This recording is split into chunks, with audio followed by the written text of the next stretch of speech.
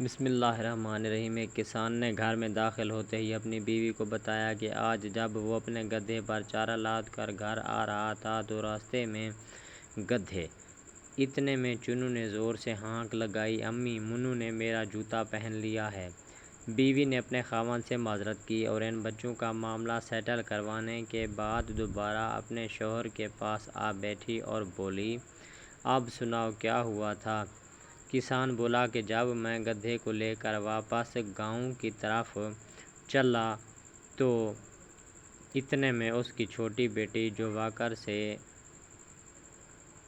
گر کر چوٹ کھا بیٹھی تھی اور اس کے ماتھے پر ایک گومڑ سا ابھر آیا جس طرح گوادر میں ایک جزیرہ سا ابھرا ہوا ہو۔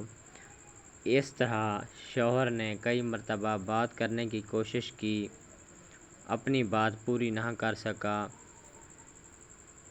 اس کی اپنی ہی مکتی بہنی نے اسے ناکام بنا دیا۔